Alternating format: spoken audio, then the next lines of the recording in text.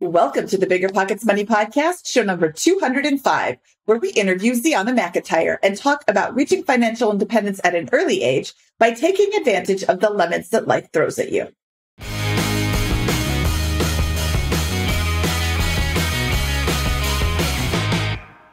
Hello, hello, hello. My name is Mindy Jensen, and with me, as always, is my staying out of trouble co-host, Scott Trench. That's right. We always ask forgiveness, not permission, here at BiggerPockets Money.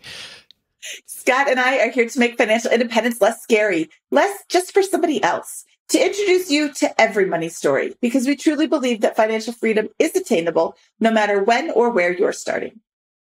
That's right. Whether you want to retire early and travel the world, go on to make big-time investments in assets like real estate, start your own business, or approach FI from a woo-woo perspective rather than a scientific, formulaic approach, we'll help you reach your financial goals and get money out of the way so that you can launch yourself towards those dreams.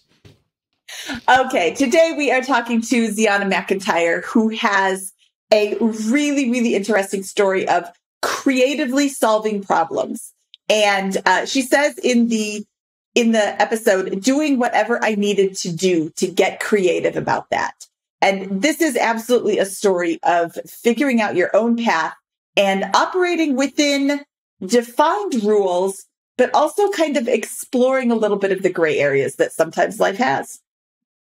Oh, yeah. She created a world in which she could thrive to a large extent. And I think you're going to find it very different from a lot of money stories we've heard, but no less valid of an approach towards really building the life of your dreams.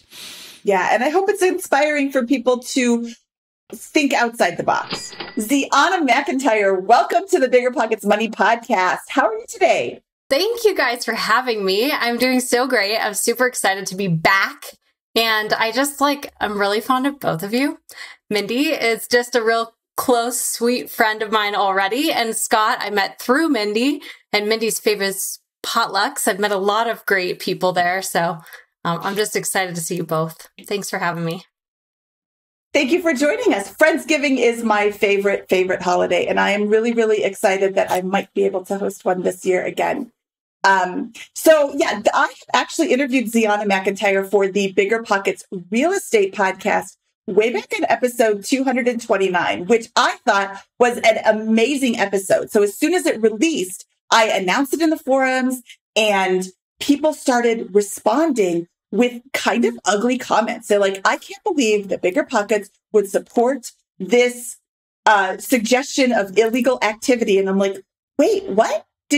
What episode did you listen to? Because I was on that recording and I didn't hear anything like that. It turns out in the very beginning of the episode, Zeona discusses how because she wasn't aware of the laws or the rules, she had been renting a property and from a landlord and then started Airbnb-ing the property without telling it to the landlord. And people were saying, well, I can't believe BiggerPockets is supporting this. And I just turned it off. Oh, well, wait, you should have listened like 5 minutes more, because then she talks about how she realized the error of her ways and changed her method of investing in Airbnb. So with all of that to say, Zeona McIntyre, if you hear anything that she's saying today, just wait, because it gets better. Oh my gosh. We had some Mindy had some choice words in describing that earlier. So thank you, Mindy, for the much more toned down way of describing the haters.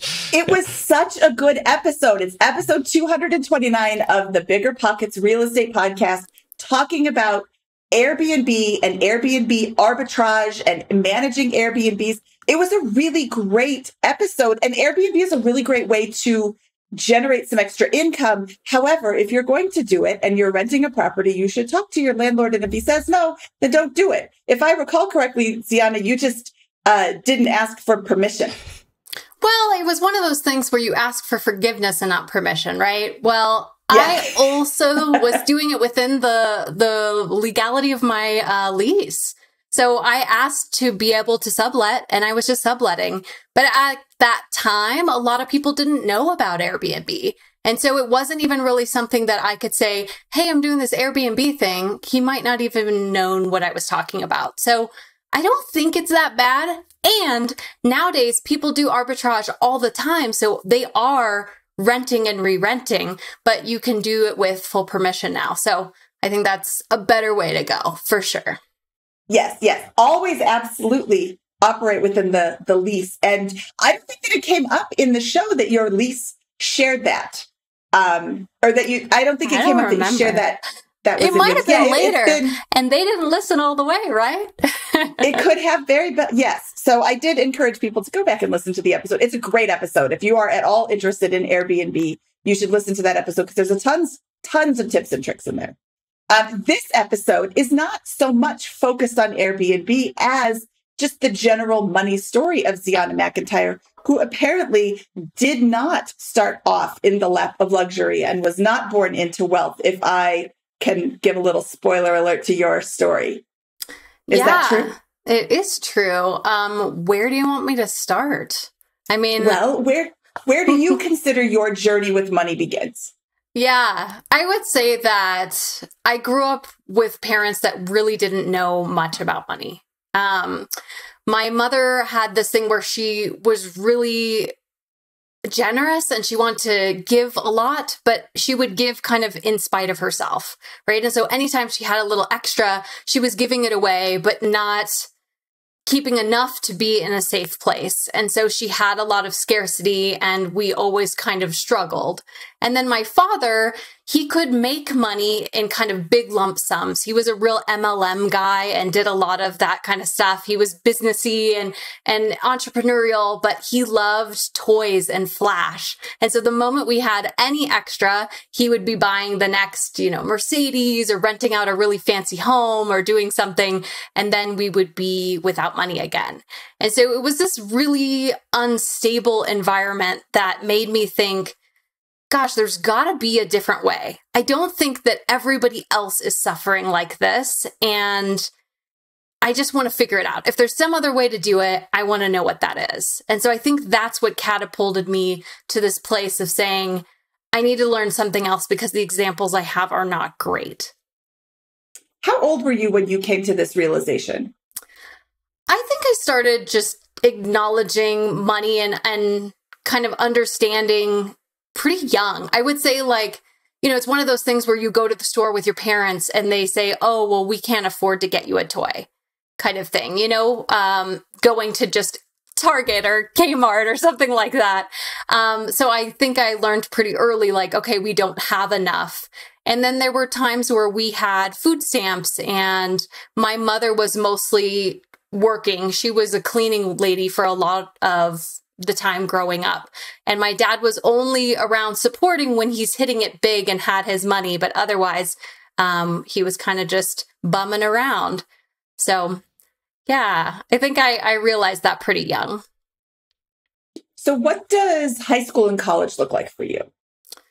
Yeah, high school was when I started to want something different. And I got into money a little bit with my mom, which was a really fun bonding experience. We started watching Suze Orman, and even though I don't really resonate with a lot of her advice now, I think just having access to her books and how her books were really focused on women especially, and she had a book for young people too.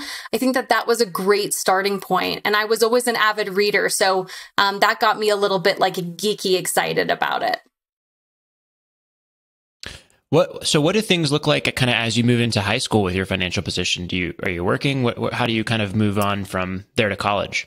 Yeah, I did. I was working a lot. I was kind of just working in the service industry, living in Hawaii where I grew up. It's mostly hotels and restaurants is kind of what you have access to. And so, yeah, I had just those kind of hourly or tip-based jobs and realized there's really not much left. After you've got, taxes taken out, there's really not much happening. So how can people have a job like that? And in Hawaii, people might be 40 and 50 working in the same restaurant as you, and how do they get to this place where they can ever have stability in their life? So I just didn't see how that connected, how that would ever be possible through that means. So what'd you do about it? What happened? Yeah. So, I traveled. That was really what I did. I saved up a lot of money and traveled. And I think that that really exposed me to more. But in the same time, found Suze Orman, got some really good ideas about debt pay down. So when I was in college, I accumulated about $50,000 of debt, which nowadays is small potatoes. But it was a lot of money for me. And also seeing that that was not really going away if you just pay the minimum, which is kind of like, I guess, I don't know, like if you don't know about money, that's sort of what you think that all you have to pay is like that minimum price. And it just doesn't go away. So I remember paying down my debt for maybe 10 years and never actually having it move the needle much at all. So that can be a very scary experience for somebody. Mm. So, where'd you go to college, and what kind of happens in the immediate aftermath of that? Yeah, so college for me, I went to LA. I didn't really know much about kind of accumulating debt. So I was the first one in my family to really go to college. I think maybe my mother did like a year. And so when I went to a private school that was very expensive. And it was an art school, so not necessarily a great means to getting a great job. But I was following a passion, and I was getting out of small town Hawaii, which I think I needed at that time. So just giving myself exposure to something more and something bigger. Yeah, that's kind of what I did there. Where would you say like the turning point in your money story kind of hits? Yeah. I mean, I think Mr. Money Mustache was the thing that really catapulted me into something else. So up until that point, I had this thing where I was mostly working up enough to have free time to do something big. And so it was traveling in Europe or working travel jobs where you get kind of unemployment in between the season and get to go on these big trips. And so I did a lot of seasonal work like that for a while. And when I found Mr. Money Mustache, I was kind of ending a season like that and realizing like, this is all fun and good, but so many of the people around me, even though they have really rich, beautiful lives with travel and experiences, they don't have much money. They don't have much security. And do I want that going forward? So Mr. Money Mustache really showed me like, holy crap, you can retire at 30, which I wasn't that far away from at that point. And I had no idea how I would do it, but I wanted it. And I think just believing it makes it possible. Okay, so you weren't that far away from 30, but had you been saving any money? Not a lot. Yeah. So for me, how old was I when I found out about Mr. Money Mustache? I want to say I was 26. And so up until that point, I probably had $50K in debt. I was changing my life. I was kind of going off of the road to moving to Boulder, Colorado. I was going to start massage school, and I was going to take this whole new track. And then I found Mr. Money Mustache and said like, hey, I'm already living really, really frugal, so that's fine. How can I put these tips that seem to make sense because I knew a little bit about, Suze Orman. How can I put some of these tips together and actually create freedom in my life, which is what I wanted more than anything. So what immediately happens then? Like, so you're already living frugally. What do you do on the income or investing side following this at 26? Yeah. So, I'm kind of a big believer in manifestations. And so for me, I think first, just knowing it was possible really opened my mind to like something bigger. Right. So seeing Mr. Money Mustache, seeing what he did and having his blog to follow, which at that time he had just gotten it started and there was lots of meat on the bone. He was posting all the time. That was very encouraging. And then I had this vision that I was going to be a massage therapist and I was going to have this whole, clinic and hustle with that. So I was working towards that. And in that time is when I learned about Airbnb. And that actually just took a huge tangent down, a different line for me. But that's what was my catalyst that allowed me to create so much more wealth. And not the original path I was on, but I think that it was because I learned that there was something else, that there were bigger possibilities. Love it. So in 2000, what year is this that you're discovering? I think it was 2011. Mustache. It was kind of right when he got going. Okay, so in 2011, you kind of you discover the whole FIRE concept through Mustache, and you have $50,000 in debt.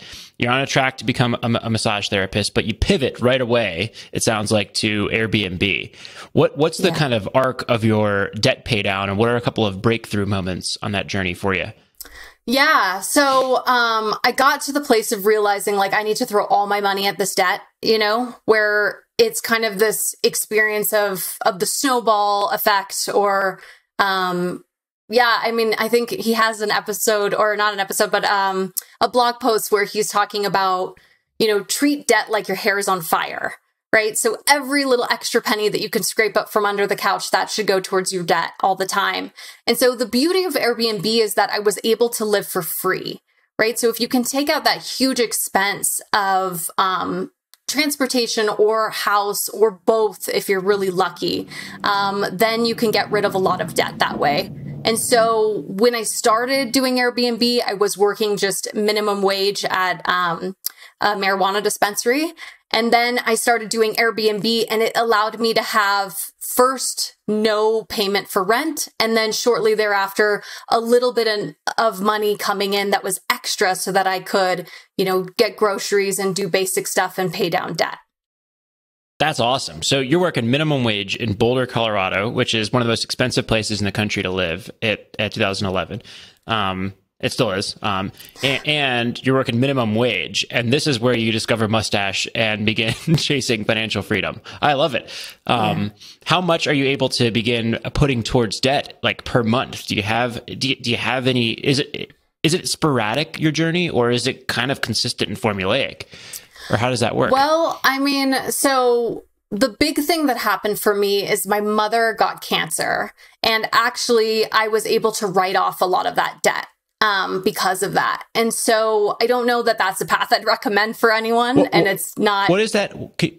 I don't want to, we don't have to go too far down there, but I don't understand that. How do you write off debt? So it was a parent loan. And so if you have cancer, there's actually the ability to get rid of a parent loan. Usually student loans they follow you to the grave, especially when you're a young student. But if it's attached to your parent, there's a loophole there that I didn't know about, but it was something we found out along the way.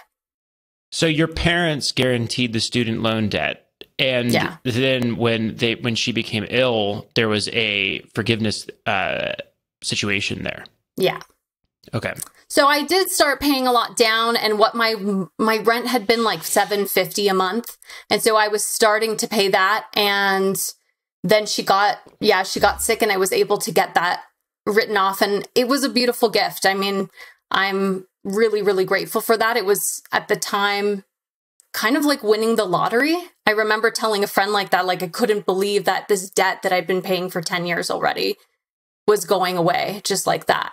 But of course, with that came a lot of other things.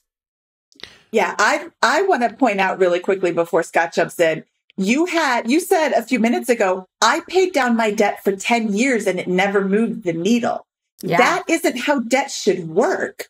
And like, if you're paying on the debt, it should drop a little bit. So I can hear people saying, oh, well, this story doesn't count because she got her debt wiped out.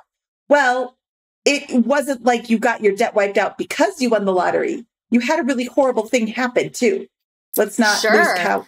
And there's another way that I got something that wasn't fair for people either, is that when my mother passed away, I did get a life insurance check. And so that was a big catalyst for me being able to buy property and start. But what I did with that is I doubled it in a year.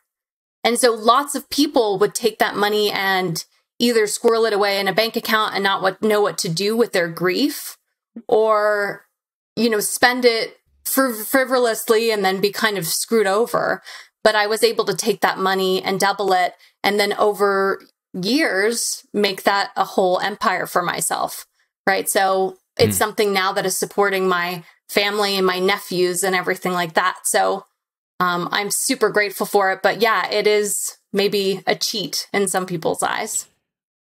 I don't think it's a cheat. This is life, right? This is how this is your money story. And lots of people everyone has a cheat code that happens in their story. It's very rare to find the person who starts in a position where they have no help whatsoever, tons of debt, bad health, all that kind of stuff, and moves to financial freedom. It's just hard from that situation. Lots of people have some advantage like this, either a starting job or no debt or low debt or ability to pay it off or some sort of circumstance with that. And I think that this is just your story. So we don't need to apologize for the circumstances that you've had and the pain that was associated with the financial boosts that you got with that. The pain. Point that out. She lost her mom. And I'm not trying to rub salt in the wound, but no, it's okay. I'm sure you'd rather have your mom than a check. Oh my God. Totally. Yeah. Oh, now I'm a terrible person. Yeah. I'm sorry. No, you're not. I was already on the verge. It's fine. Yeah. I mean, I think it's... Thank you for sharing this with us. This is tough stuff. Sure. And it's real. It's real life for so many people. So I think that was like a wonderful catalyst. I mean, all of it coming out the way that it did. I was 26 when I started this journey. When I was 28, I lost my mom. And that's really young for a lot of people. I didn't know anybody else who had lost their parents. But by then, because of Mr. Money Mustache, because of the things I had been putting together, I was able to be financially independent already at 28. And so I'm so grateful that I had figured out kind of this path and had started implementing Airbnb, because when my life kind of fell apart around me, and it took maybe 2 years to get to a place where I felt like I could build again and try to be a normal person and not be kind of buried by grief all the time. I was taken care of. I was completely taken care of by the cash flow that I was able to create. So if I didn't have that, I don't know what I would have done. Well, so let's dive. It sounds like the real financial journey is almost like a 2-year period where you go from basically zero, $50,000 in debt, to financially free in 2 years. The culmination of and there's multiple moving parts here. You go from minimum wage, $50,000 in debt, to loans paid off. You discover the concept: loans paid off, big check, and Airbnb strategy implemented in the span of 2 years, from 26 to 28 or 2.5, however that math works out. Is that right? Yeah, totally. Do you want to break into that a little bit? I would love to break into the specifics behind that and kind of that journey, like starting from, I'm at the marijuana dispensary making minimum wage and paying rent, discovering Mustache, and then sounds like the first move is in the 2-year game here is Airbnb-ing your place. Yeah. So I was probably in massage school maybe 6 months, and massage school is probably 1.5 years. And I was working at the marijuana dispensary. I think I was partially living off of student loans, so that was probably helping me cover my rent a bit. And I heard about Airbnb from a friend of mine. So a friend of mine who was living in New York City, he was really burnt out from his job. He ended up getting laid off, and he said, man, I've got this $3,000 a month apartment and I don't know how I'm going to pay for it, but I'm stuck in a lease and I just need to go travel. So he's like, I heard about this Airbnb thing. I'm going to try it. And to me, Airbnb sounded like couch surfing. I don't know if either of you guys knew about couch surfing, but I had done a lot of it in 2006. Traveled all over Europe and stayed in people's houses where they just open their doors for free and let you sleep in a guest room, on a couch, on a floor. So for me, allowing some stranger into my home wasn't that strange. I had done it a lot. And so when he told me about it, at the time I was too busy. I was in school and I was like, you're bothering me. I don't know if I want to hear about this. But after a while, he started making so much money that he could continue traveling the world, pay for the apartment, and he ended up taking an entire year off. At the end of that year, he told me he made $50,000 off of this apartment he didn't own, that he was subletting on Airbnb. And that blew my mind, because nowadays, yeah, people are trying to make $100,000 a year, but back then, $50,000 was like a solid salary. That was like a tech salary. And so I just thought, wow, I've never even seen that much money in my life. Like, I don't even know what that would be like. And that's something you could have from something you don't even own. And so it made me go, okay, I have to try this. It's not even like a choice at this point. Let me see if I can do something about it. But I always thought it was just a little side hustle. So I heard about Airbnb probably the same time you did. But the difference between you and me is that you did something about it and I did not. I was like, oh, that sounds weird to let people just come into my house and sleep. I have small kids. I'm not going to do this. Yeah. And I would not even, like, why would I use Airbnb? That's so strange. And now I use it all the time, almost as much as I use hotels. Yeah. The only reason I use hotels more is because I get the free stays with the travel hacking.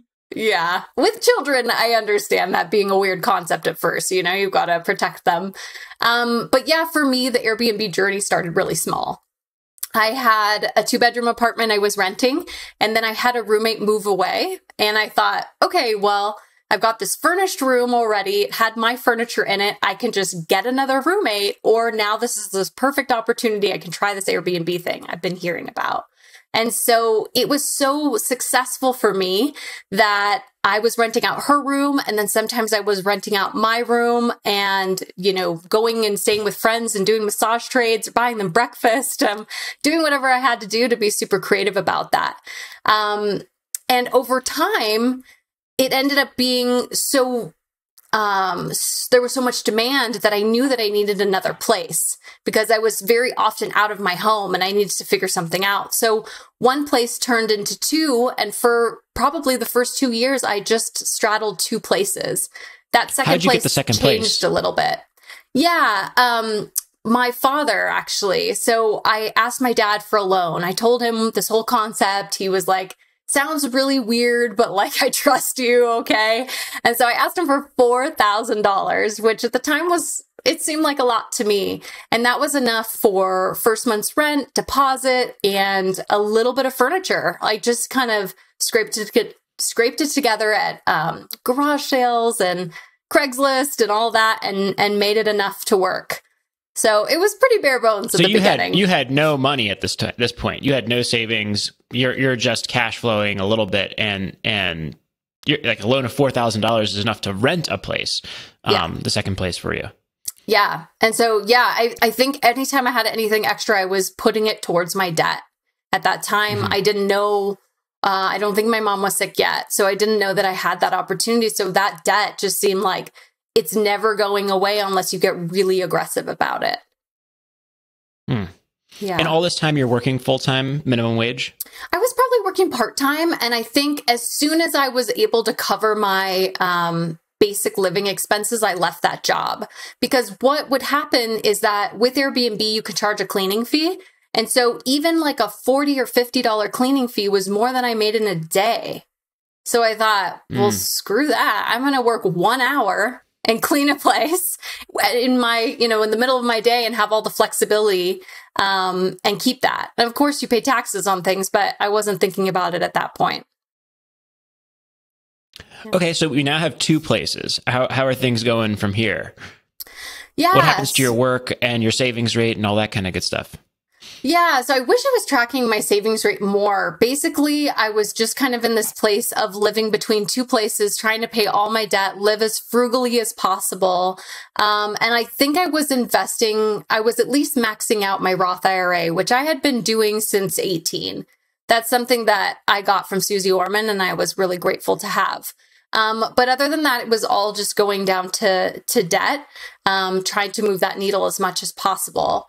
And then you're operating the 2 Airbnbs, and you're working, and you're going to massage school at the same time with all this? I was just operating the 2 Airbnbs. Yeah, I was not working. Okay. I was going to massage school. That was something I wanted to finish. And then when I did finish, I did have massage clients, and that's pretty good income. So, you can make $30 to $50 an hour. And then towards the end, when I had been doing massage for a while, then I was making like $75. But you can only do a couple hours a day. So it was still not a lot. What really changed for me is right towards the end when my mother was kind of going to be passing away. I got very, I wanted her to have a place to pass away in. And so I felt like I couldn't have her pass away in a rental. I don't know why. That was weird. But I thought, like, now's the time. I really have to buy something. And so that was the thing that helped me kind of make the big push through the fear of buying my first place. Because I think what I don't know if a lot of people own or whatever listening to this podcast, but what you find is that first one is so hard. And once you've gotten over that hump, it becomes so much easier. And then you go, oh, I could do this every year. Buying real estate is no big deal. But I needed something. I needed a big catalyst to get me out of my fear space. And that was the thing. And so I think that's really what changed things for me, is that when I could actually own, which back then you could own for cheaper than renting. Now that's not true in Boulder. Then it was really helping me save even more. Wait, you bought a place in Boulder, Colorado? Yeah. I had a 1-bedroom though. It was $162,000. Oh. So you bought a condo. Yes. Okay. Yeah, so I had been going between two places, and that was sort of my life. I would have both calendars open, and whatever place wasn't rented was where I stayed.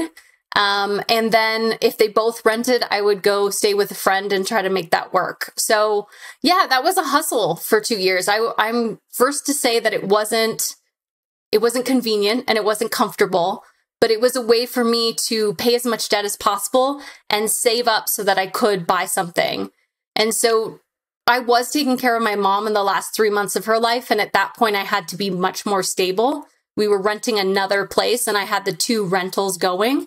And then I was able to buy a place at that point, and that really kind of helped me expand. How much are you renting these 2 places for? And what's your arbitrage in the Airbnb income between the Airbnb income and the rents? Yeah, so towards that part when I was going to buy the next one, or when I was going to buy my first place, I was in this one rental that was a 1-bedroom, and I was renting it for $1,100 a month. And I could rent it out on Airbnb from between like $1,700 in the low season to $4,000 a month in the high season. And so I always could cover that $1,100. Is that inclusive of the cleaning fees? Yeah, because you just get payments. Yeah. And so I don't know exactly how much of that was cleaning fees, but I was at the time cleaning. So it was kind of like it was coming to me anyway. But yeah, what was great about that, and I like to call Airbnb real estate training wheels, is that I had that place going for maybe a year and a half. And so I knew the numbers in and out. I knew the seasonality. I knew exactly that I would never go below 1,100. So that was no big deal. And when I bought my first place, it was 5 minutes away. It was a 1-bedroom. It was the same thing, but it was only going to cost me like $950 a month instead of the 1,100. So it was super easy for me to say, I can cover this. I can do this because I have been doing it.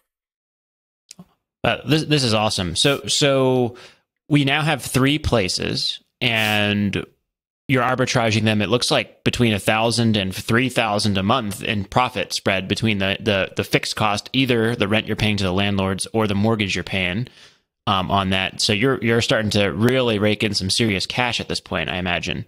How do things proceed? Yeah, so I had the 2 places. I had the 1-bedroom and then the 1-bedroom I had just bought, and between those 2.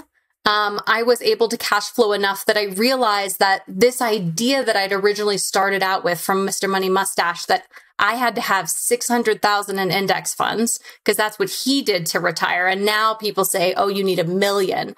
But he was just trying to make $25,000 a year because that's what he was living off of. So that's $600,000 in index funds. And I had been pushing towards that. I was saving as much as I could. I was paying all my debt until the debt got wiped. And I was just thinking like, dang, I am nowhere close to that. And I don't know how the heck I'm going to get there. Well, what didn't occur to me is that oh, if you're using real estate, which Airbnb ended up being like real estate, you can live off of cash flow.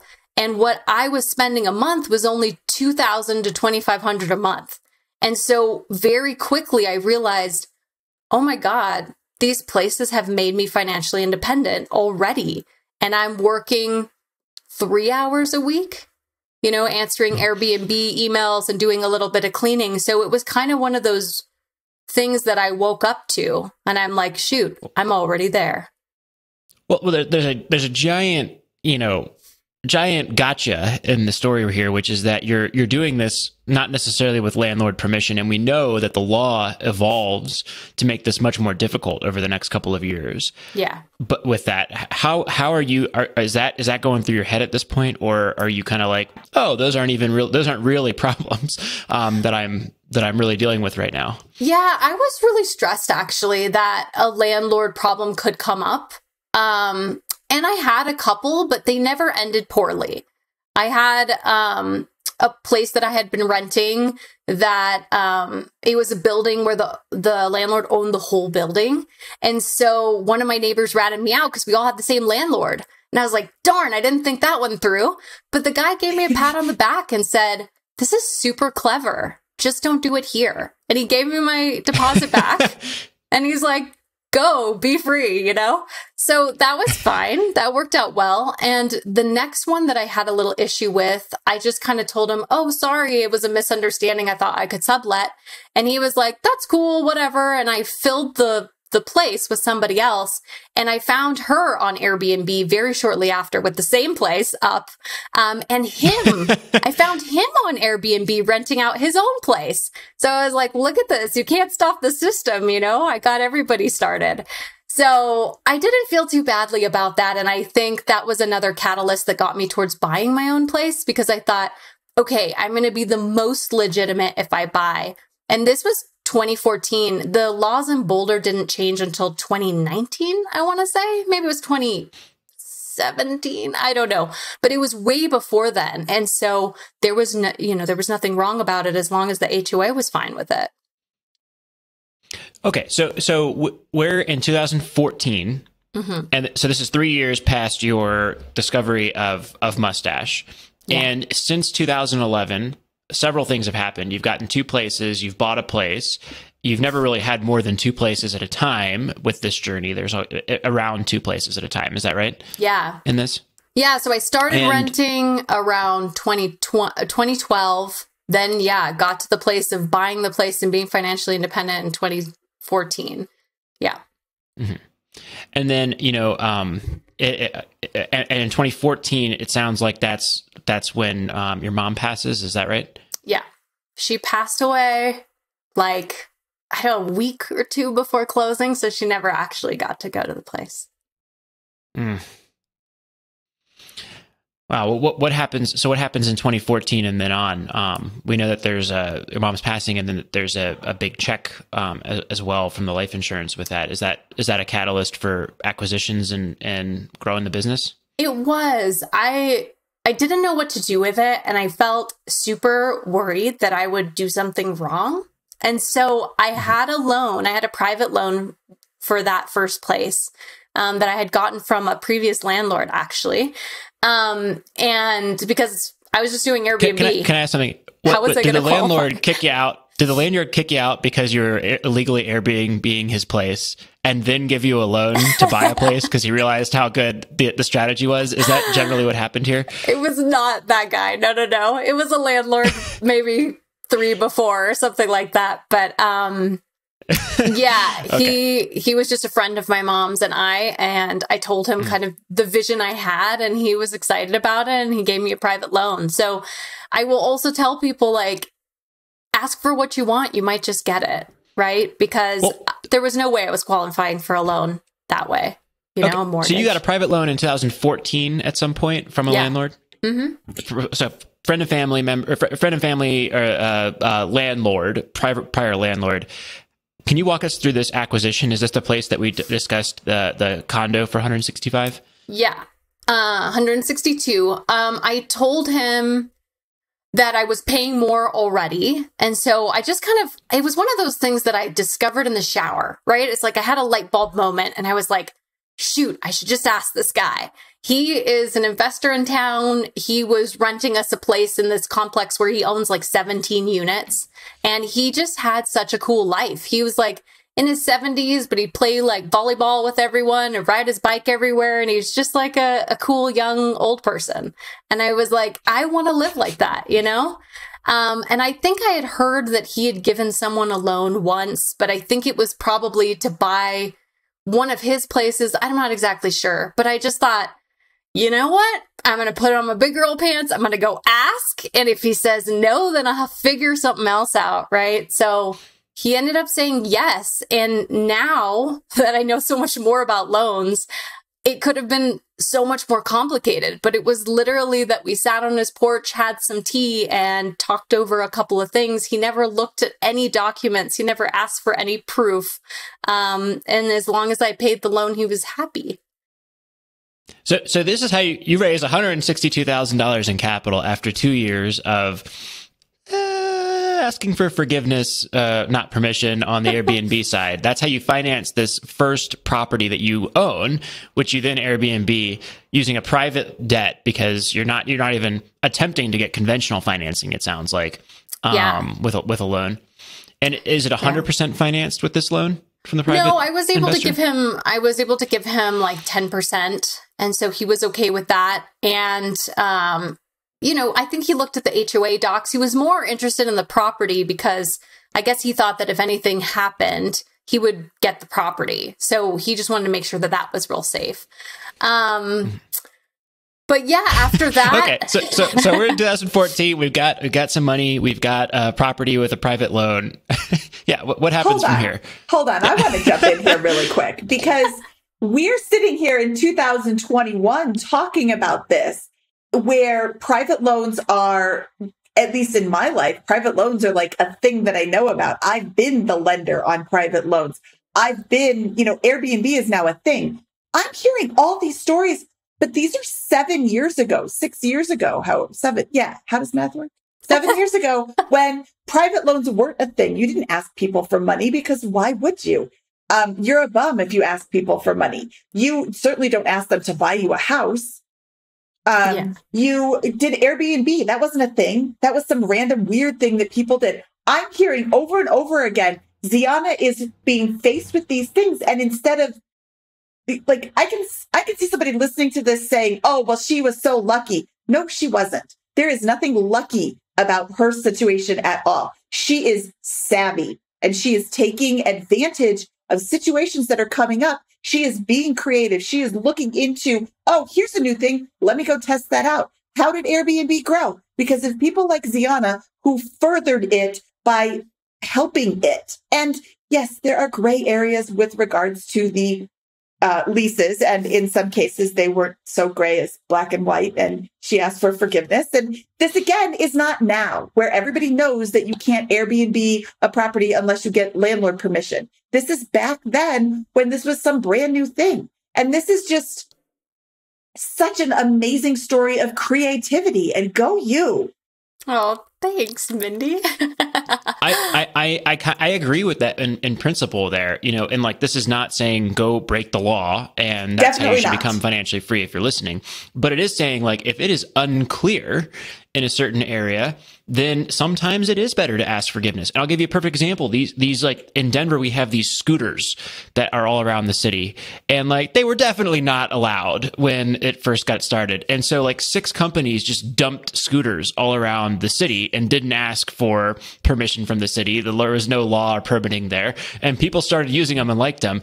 And then they had to adapt the law and the companies had to adapt.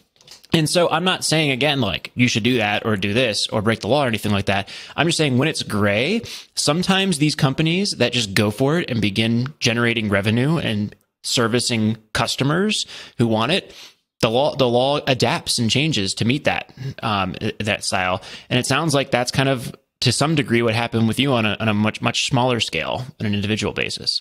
Yeah, I think you get rewarded for stepping out first and just trying some things. And yeah, you might stumble around and make some mistakes, but I think that it was the Wild West and you just kind of had to get out there and do it. But around 2012, the people booking and the pricing was so slim. But around 2014, it was like every single year there was a huge bump in what you could charge and demand. And year after year, it just got better and better. So I do really think that there was some reward for starting early before things kind of leveled out, which they have been for the last few years.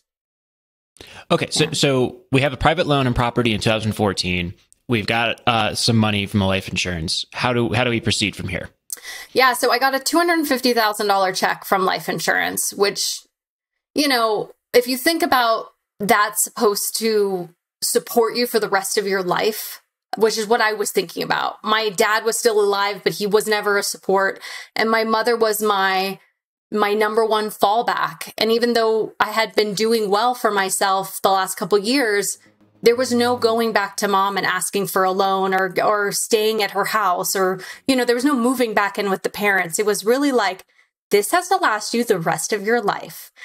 No pressure. So for me, that was like a really scary thing. And one thing I had heard a friend do when he lost his dad is that he paid off his house because he thought, worst case scenario, I'll always have a place to live. And so that's what I did right away is I took a big chunk of that, went back to my private lender guy and said, like, I'm totally freaked out. I need to pay this off just because I don't know what to do with my life. And so he was very gracious and allowed me to do that, which it was not what his plan was because he was hoping to make some money off of that loan. But that's what I did initially with a big chunk of that.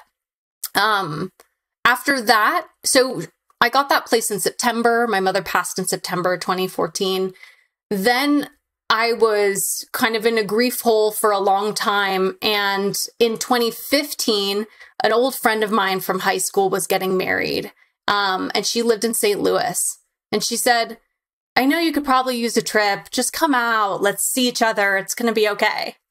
And that was just more luck and fortune for me. I really think that so much of my real estate journey was really guided, but that was the first opportunity for me to buy out of state in that trip. And I don't know how far you want to go in my real estate journey. I mean, I own like 11 places. So this could be a while, but maybe that one's at least interesting. Yeah, I want to see the turning points that are in your journey, like the big inflection points that move your journey to five forward. And if it's, hey, then I bought 6 more, that's fine with that part. But it sounds like this is another big turning point. So in 2014, you're arbitraging 2 properties, one that you have fully paid off and one that you're still renting from a landlord. Yeah. And you make this trip to St. Louis. You have about $90K, it sounds like, from left over from the life insurance check. And this is the next move. So I think this is important to kind of get high-level details about this next move for the journey. And I will say that it wasn't until my 8th purchase, my 8th home, that I got a mortgage. So I did every other type of way of getting a loan. So there's so many ways to do it. And so just saying that kind of upfront that you don't necessarily need to qualify for a loan, it's not the way that you have to do it. But yeah, when I went to St. Louis, I went out for this wedding. We were in town for a day and then in the country, and it was maybe a 3-day trip and I went home. But at the wedding, I was chatting around with her friends and just kind of saying like, what do you do? And I was telling people about Airbnb. And at that point, people were starting to know about it. And so they were saying, oh yeah, we have friends that do it and they're really successful and they love it. We're thinking about doing it ourselves. And I had heard from this friend that her rent was really low in St. Louis. And so I kind of had that in my mind. I think she had said she was paying like $400 a month for an apartment while I'm paying, you know, $1,100 in Boulder, right? So just to give some perspective. And so at the wedding, these people start telling me, oh yeah, our mortgages are super cheap. It's like $300 a month. And my head just exploded because I've been doing Airbnb now for a while and renting out a bunch of different places and talking to other people doing Airbnb. And I just said, that's 3 nights. Like if you can just rent it 3 nights, even if the demand is not the same as Boulder, you can make this work. So it was like, I'm supposed to be here for this party and I'm just thinking about myself.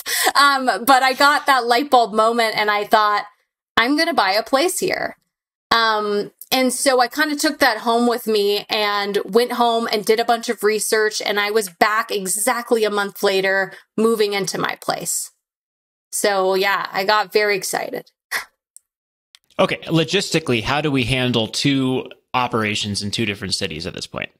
Yeah. So, I mean, the beauty of Airbnb, and I will say this is another like manifestation visualization that came up for me, is I remember always thinking, gosh, it would be so cool to have a tech job. It'd be so cool if I was like a programmer and I could just like travel the world and be location independent. And then one day I was standing in my kitchen in the very first Airbnb place I had, and I realized I am already doing this. I have this app on my phone. Sometimes I'm on my laptop. I can be anywhere as long as I have a cleaner. You know, so it gave me that ability to sit on a beach and have an $800 reservation come in that is not tied to an hourly wage or anything like that. And so it's the same if you're operating something in St. Louis as if you're in Boulder. The only thing is that you have to have somebody there, like a cleaner, who could go over if somebody locks themselves out or any kind of like in-person emergency. But 99% of things can be handled through the app. All right, so you hired a cleaner, and that was a big breakthrough for you when the 2 on the 2 places, and those were in Boulder and St. Louis. You had operations in both cities. Yeah, so I had 2 places in Boulder and then 1 place in St. Louis. And so what happened with that place is I went back to my same private lender guy, and I said, you know, I got that loan off like a little too soon. I know you wanted to make some money. What if we do another one?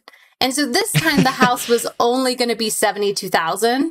And that was a 3-bedroom house, front and backyard, 2-car garage. I mean, nothing like that existed in Boulder at that time. I think the cheaper homes you could find were in the 300s, which now they're $8 to $1 million. But, yeah, so I went to him. I got an $80,000 loan. The way he did it this time was like a HELOC on my property because he didn't want to be kind of attached to anything in St. Louis. And so he just did it off the place that I had paid off in Boulder. And so, yeah, I moved in, and basically what I mean by moving in is I showed up the day of closing. I got a truck. I bought furniture all over town and then moved it in, set it up. And the day that I was done, I had it furnished with guests and I was ready to go. So I flew home and it was c'est la vie after that. What was the income from this property? Yeah, so my mortgage was $333.33. I remember that. It was like, you know, people talk about angel numbers, right? I don't know. I feel like Scott's a scientist, so he's like, this is all too woo-woo for me. That's exactly how I'm feeling, but keep going. This is great. I know you. But that was fine. I was like, okay, all of this is so blessed. You know, it's divine. So, I was making between $1,600 a month in kind of the slow season to $3,000 a month in the higher season. And so on a $300 mortgage. Yep.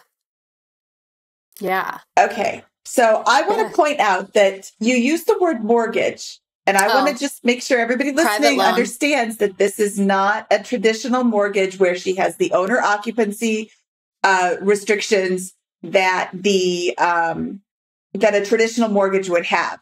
I also want to point out, you said a few minutes ago, you didn't get an actual real bank loan mortgage until you bought your 8th property. This is like, you're not doing it right. I am doing it right. You're supposed to get a mortgage. That's how you buy. And like, she's not doing it scientifically. You're not doing it the way that everybody else does it. And look at all the results. Like, what is that? Yeah. What does that come at? If you do what everybody else does, you'll always live like nobody else now, so you can live like nobody else later. All of the things that you're saying, I would never have done. And I have a very different set of life experiences than you do. At the age that you are now, I am slightly older than you. I didn't have all of these things. I was not financially independent because I was getting bank loans and doing like everything by the book. And I'm certainly not encouraging anybody to blatantly break laws. Like Scott said, if it's gray, that's different. There's room for interpretation. If it says don't do it, then don't do it. But I just want to point out that it's not a owner occupied loan that you are like getting around, because that is, I hear that question a lot, and people, what is it? It's no big deal. I'm just lying to a bank. Well, it's actually a felony to commit mortgage fraud, which is what it's called when you say you're going to live in the loan or in the property in order to get the owner occupied loan. And then you have no intention of living in that property, or you don't live in that property, which does not apply to this story because it wasn't a traditional loan. I just want to get that out there so I don't get questions later. And the rules, you just created a world where the rules don't apply, right? Because there was no, at least in some of your lease agreements, there was no rule saying you can't Airbnb it. And with a private lender, there is no, it sounds like you communicated exactly what your intent was with the property to the private lender. And he was very, very fine with that, right? And the laws didn't have a chance to react to Airbnb in either of these cities until many years had passed with this. So you just created a world where you didn't have to abide by the terms of a mortgage agreement or those types of things. Yeah. And I've always been somebody who's set out and done things on her own in a different way. I dance to the beat of my own drum. And so it's no surprise to me that I would have just found another way. I had to be creative, and I didn't think that the normal way would work for me. And maybe I was wrong. Maybe my more than 2 years of Airbnb income would have been okay at a bank. But again, back then, even now, it's a little bit tricky to get them to accept Airbnb income. And so I just thought, okay, let me just try something else. So the next few properties I ended up buying with partners. And so I did the thing where we bought one in cash. I bought one with his money. I bought one with my money. I did another one where I had a person who could get a W-2. He had a W-2 job. He could get an easy mortgage. And so I just partnered with him and then had him get the mortgages. And so I kind of just did so many different ways that you can do it. And I know some people don't like partnerships, and I don't know if it's my favorite either, but it was a great way to get in. And it's just those different ways to be creative before you can do it on your own. Okay, so this St. Louis property was really the big turning point for you, where you automated operations in at least one city, and then it was off to the races for the next 11, basically, over the next 5 years. Yeah, I ended up getting 4 places in St. Louis, and then it just kind of told me that, wow, I can operate from anywhere. And that's when I started managing all over the country. I've managed over 60 Airbnbs in 4 countries. Just all over. So I got to be in South Africa. I got to do Europe, and then mostly the US. And so I have done a lot of that from afar. And I think once you just learn the system, it's very easy to make it work. And I imagine your income and your cash flow just explodes over the next couple of years as you're doing this while you're optimizing your lifestyle at the same time. Is that right?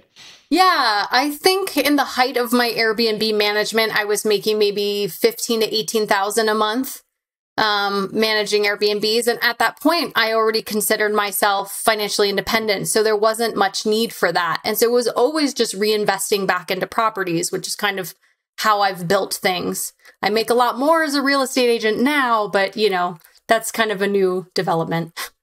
Were you trying to become a software engineer at that point? No, I let that go. I'm really bad at math. So I like it. I was appreciating Mindy's how does math work? I feel like that every day. So wait a second. My mortgage is $333 and I bring somewhere between $1,600 and $3,000 a month per property. That math seems to work reasonably well. Yeah, that math works. We'll deal with that. So you said $15,000 to $18,000 a month. That was your income. That wasn't how much the Airbnbs were making, and then you had to pay the homeowners. No, that was my income, but I don't know how much is actually net. I would have to sit there and say okay, these weren't these expenses and those expenses, but it was not what I was reimbursing to people. So yeah. Okay. Mm-hmm. That's a lot. So you have this empire, you're financially free. It's resulting in world travel and managing an empire across the world with that. And you're reinvesting all your profits into more properties and those types of things. You're debt free. And so you've won. And so where do you settle here in 2021? It sounds like you don't have as many properties and that you're an agent. So can you walk us through kind of that transition? Well, I think for me, it was COVID, right? So when COVID happened, I was already maybe for the last couple years feeling like I needed something different. Like I wasn't being challenged anymore. You know, I kind of figured out the formula, and Airbnb is not rocket science. So I just kind of got to this place of like, okay, well, I could just keep adding more and more, but I'm not so fulfilled. And at that point, even though I was only really working 10 hours a week, making that kind of income, the only thing that was escalating to me after my receptionist and my assistant was all of the complaints. It just felt like people hated homes and they were bad and it didn't like me, and I just had to deal with crap all the time. And so it's not always like that when you do an Airbnb. It can be so lovely to create experiences, but if you get to a place where you have such high volume, then you deal with problems. And so that was kind of eating at my soul. And when COVID happened, we were gearing up for the busy season, which is summer generally around the world. And so it was, March, and all of a sudden 3 months of bookings literally dissolved. They just melted off the calendar in the span of like 2 days. And that made me go like, oh my gosh. So I had 2 or 3 months where it almost felt like this thing that I had built over 8 years just completely disappeared. And I didn't have a choice. I had to do something else.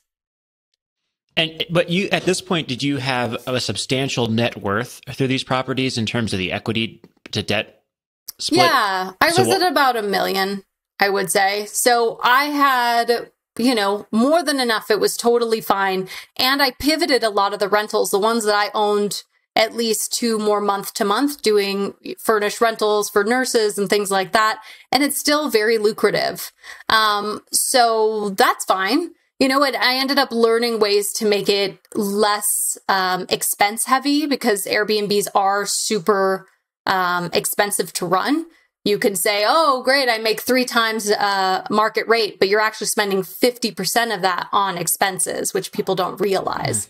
And so getting to do something where there's less turnover, like, a 3-month rental or 6-month rental, got to cut a lot of that back. So that was a great plus. And then I realized that my favorite thing that I did all day was consulting in Airbnbs.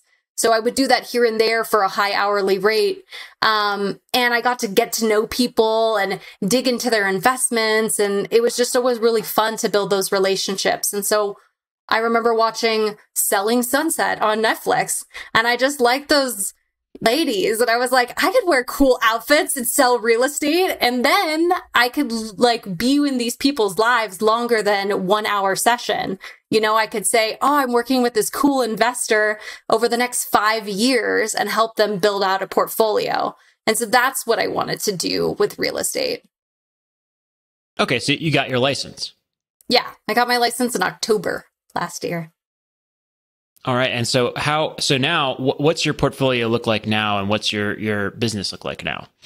Yeah. So I sell a lot of real estate. My portfolio is 11 doors. I have still a lot of furnished rentals, but I picked up a quad and a single family unit that are actually long term. So I'm kind of testing that out and having a property manager, because my sort of goal is to say, okay, can I sell properties and 1031 or move it into something else that's going to be lower need for me to manage, and just like more ease and maybe feeling even more passive, because Airbnb is not passive at all. So I think it's really important for people to know that.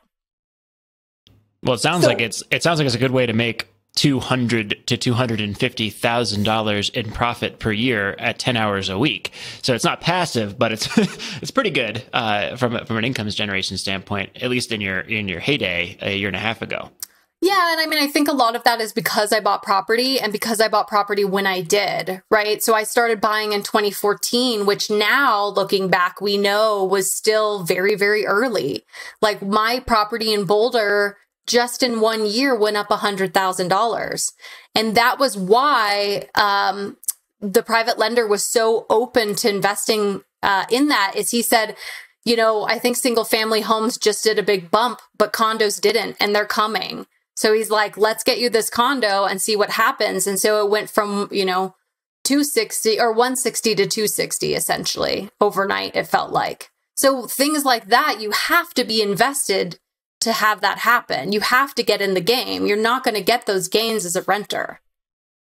That's so interesting, because I wonder if this year is going to be a blowout year for Airbnb and short-term rentals. Now that the pandemic, you know, the CDC kind of abruptly ended COVID. I'm going to say that tongue in cheek, but, you know, but it seems like things are about to open up pretty soon here in the next couple of months. And that we're going to, you know, you'd imagine that will lead to a blowout for Airbnbs and a huge shortage and all that kind of stuff. Yeah. So it's interesting that you're getting out of the game there. I don't know what I don't know, but that's kind of how I was thinking about things coming into 2021. Yeah. I mean, the CEO of Airbnb put a call out to people like, hey, if you've been sitting on the sidelines, if you took your Airbnb off because of COVID, bring them back. We have more demand than we can fulfill. And it's going to be huge. So that's already happening. And I'm definitely a big believer in that. I have recently, just 2 months ago, I purchased another unit that I'm doing, month-to-month furnished rentals. And mostly that's because the laws don't allow too many Airbnbs now. So here in Boulder, I've got 3 places and they have to be month-to-month. But with COVID, there's so many people working from home now that they'll pay New York prices here in Boulder. So a cute little 1-bedroom that might have been, you know, $1,400 is now going to be $3,000, and people are happy to pay it. So the numbers still work, even though people like to say you can't buy anything off the MLS and still make money. They're wrong. The MLS is not dead yet. Rent places, that's Mindy's acronym, MINDY. MLS is not dead yet, in case you're listening and wondering about that inside joke. Great job, Mindy. On the cash flow thing, that's a great point, because rent prices are exploding in many parts of the country. They took a pause last year, at least in relation to equity values and properties, but we're seeing extraordinary rent growth in the last couple of months in many cities around the country. So that's a good point. It's not about rent to price ratio. It's about the cash flow that you can assume. And when interest rates fall and your payment declines, you can actually cash flow on a lower rent to price ratio in many parts of the country. So yeah, awesome. Well, we have gone way over our time here for the interview. This was awesome. A great story here. It sounds like you're crushing it, and on to the next leg of your journey here. Mindy, what's a good way for us to transition not awkwardly to the famous 4 here? Scott, there's no way to not awkwardly transition, so we're just going to awkwardly transition. Hey, Zeona, ready for the famous 4? Yes. I love that Scott and Craig are like the twins. They're the same. They're both real awkward in their transitions, and no wonder they're close friends. To be fair, we're usually a little smoother, but this one was, I mean, it's such a great story, though. I really like this. Like creativity. I have to put creativity in the title of this episode because it is just a story of pivoting and creativeness. And I'm not going to follow the societal norms. I'm not going to be Mindy. I'm going to be Zeona. And that's exactly the way that you have to be Zeona to tell your story. That's why they gave me this name. I have a very different name. Suits you. Yeah. Okay, Zeona, what is your favorite finance book? I love the Choose FI book. Have you guys read it? That's a great book. It's so good. That's a great book. I think they do a really good job because it's like case studies and that keeps you interested. So that's a great book. Yeah. Yeah, love that book. Go, definitely go check that out. That's from the Choose FI podcast guys, of course. What was your biggest money mistake? I bought a house with someone and it didn't work out very well. He kept telling me he was going to bring money to the table and then always had an excuse when he was supposed to. And that was really scary and just a bad learning experience, but a necessary one. And so we ended up having to have like a little bit of a lawsuit, and I got him off the deed and ended up reclaiming the house fully as my own. But it only cost me $2,000, but it was scary. And so I'd say be careful with who your partners are, but it can be wonderful. Absolutely. And get everything in writing. It can be, especially if they're friends and family. But even if they're not, like, it can be so easy. Oh, I want to buy a house. Scott wants to buy a house. Let's buy a house together. And then you start going down the road and you're like, well, I was going to use it on Christmas. And Scott's like, well, I was going to use it on Christmas. And get it all in writing. Don't do timeshares. That's a big tip from the Money Show. Don't do a formal timeshare. But I think it could be really cool to do a timeshare with a friend. But again, you got to get it all in writing. Because that's a big one though. With the 50% of a good deal is better than 100% of no deal. Well, 100% of no deal is better than 50% of a bad deal. Yes, is the inverse of that. Ooh. It sounds like that's where you're coming from with this. I know, but what I want to say is, like, he got me in the door. It was my money all along, but I think having a partner sometimes it just makes you feel braver. Like, oh, there's somebody else there just in case, somebody else to split expenses with, or who knows.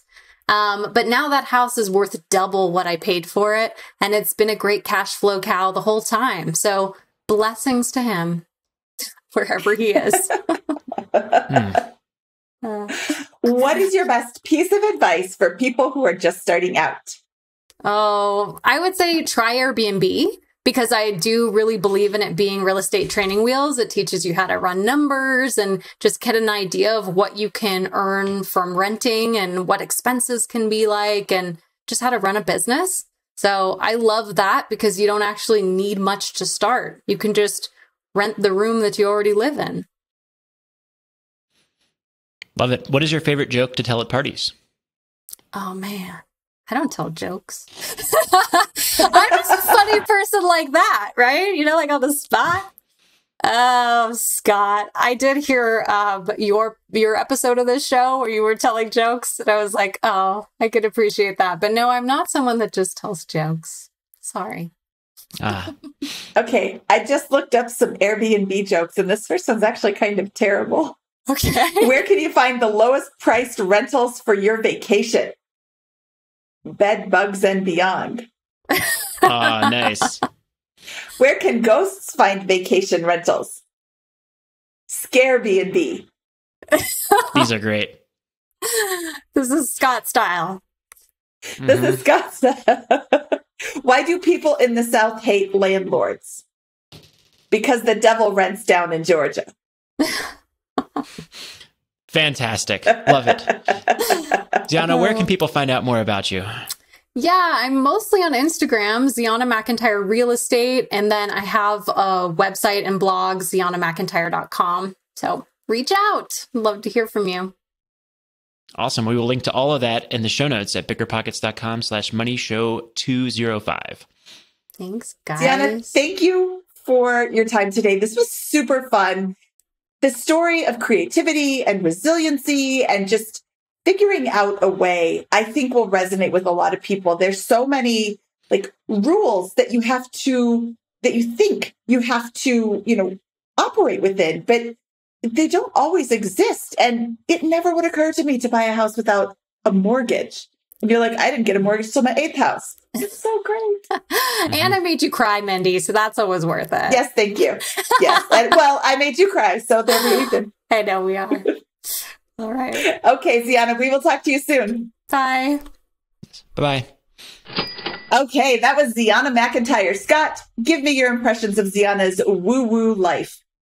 Yeah, I mean, it's not how I'm wired to go about approaching things. She spent several years traveling the world, going to save enough money to travel, figure it out, work, minimum wage at the marijuana dispensary, and then, begin aggressively building an Airbnb empire over 5 years. It's just not how I'm wired, and it's kind of difficult for me to relate to, honestly, in a couple of different things. But I'm so glad we had her on the show because she's so successful, she's so smart, she's so creative, and I think a lot of people can benefit from hearing about somebody who can go down that path and just kind of figure it out and scale up with it.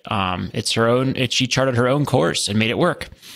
I like what you said. Everyone has a cheat card in their life. And I certainly would not say that Zeona's story includes any luck or fortune, because it absolutely is not lucky or fortunate to lose your mom at such a young age. But her mother was savvy enough to plan ahead and prepare for her passing and got a life insurance policy because she didn't have the savings that she needed to have, or that she felt she needed to have. Life insurance has a place in, preparation for your life. And if Zeona hadn't been savvy herself, she would not have been able to take advantage of this financial situation that she found herself in after her mother passed. And she would not have furthered herself down the path. She certainly could have just sat there and said, oh, look, now I have a new car, and continued to have a loan from her friend instead of paying that off. She could have done a lot of things differently. And this is absolutely a story of adaptation and creativity and really going after something that you really want. And I just really appreciate her taking the time to share it with us today.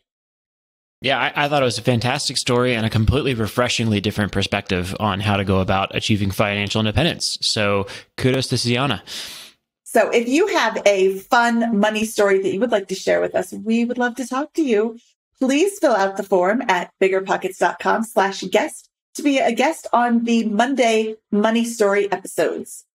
Scott, should we get out of here? This episode did run a little bit long today. Let's do it. From episode 205 of the BiggerPockets Money Podcast, he is Scott Trench, and I am Mindy Jensen saying, stay out of trouble.